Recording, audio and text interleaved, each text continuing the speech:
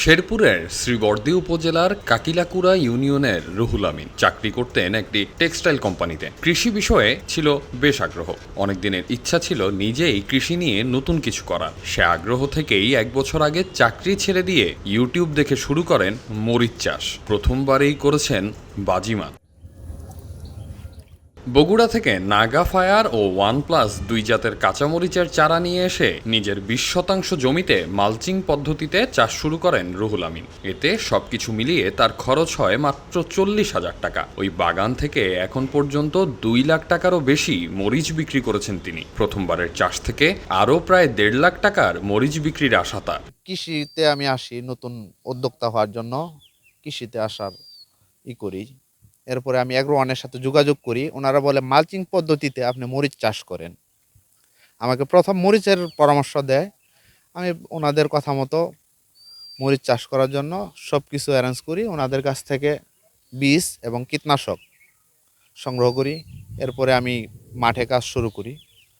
এই পর্যন্ত আমার মোটামুটি ওনারা যেভাবে পরামর্শ দিয়েছে ওইভাবে করার জন্য চেষ্টা করছি। আলহামদুলিল্লাহ এখন পর্যন্ত ভালো ইয়েতে আছে।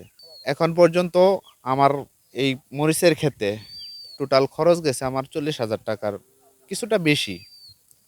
এই পর্যন্ত আমি বিক্রি করছি 2,20,000 টাকার উপরে।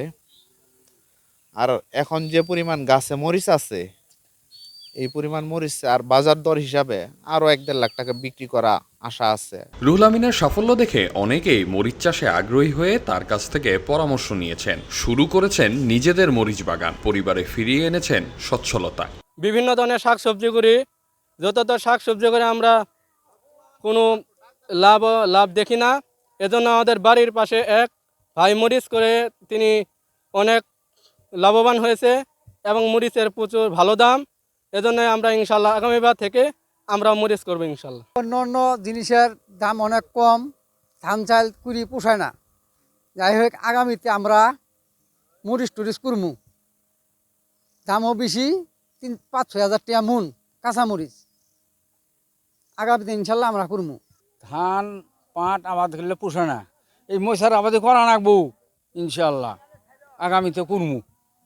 আমার ভাইতে হাইব্রিড মরিচের চাষ করতেছে, হের কাছে অনেকখানো যোগাযোগ করে দেখলাম। দেখার পরে অল্প খরচে মরিচের অনেক লাভ। অনেক সবজির আবাদ করছি, এগুলোর মধ্যে এরকম লাভ হয় নাই। এবার যে হারে মরিচের দাম গেল, অনেক সময় মরিচের দাম বেশি যা, এই তুলো আমরা দেখতেছি মরিচের আবাদ অনেক সুন্দর লাভবান। আমরা এই মরিচের আবাদ করবো আগামীবার ইনশাল্লাহ। মালচিং পদ্ধতিতে আগাছা হওয়ার ঝামেলা নেই, বারবার সার দেওয়ারও প্রয়োজন হয় না। এ পদ্ধতিতে গাছ দীর্ঘজীবী হওয়ার পাশাপাশি উৎপাদন হয় দীর্ঘ সময়। তাই মালচিং পদ্ধতিতে চাষাবাদে কৃষকদের উদ্বুদ্ধ করা হচ্ছে বলে জানালেন কৃষি বিভাগের এই কর্মকর্তা। কৃষিতে নতুন একটি প্রযুক্তি মালচিং পদ্ধতি। এই প্রযুক্তি ব্যবহার করে কৃষক সারা বছর উচ্চমূল্যের ফসল আবাদ করতে পারে। বিশেষ করে মরিচ যদি আবাদ করে তাহলে মরিচ সারা বছর আবাদ করা যায়। কারণ মালচিং পদ্ধতি ব্যবহার করলে এতেই করে দেখা গেছে যে মাটি পানি ধারণ ক্ষমতা বেড়ে যায়। শুষ্ক মৌসুমে পানি কম থাকার কারণে এই মরিচ আবাদ করা কঠিন হয়ে পড়ে। সেক্ষেত্রে যদি কৃষক মালচিং পেপার ব্যবহার করে তাহলে মরিচ আবাদ করে কৃষক লাভবান হতে পারে।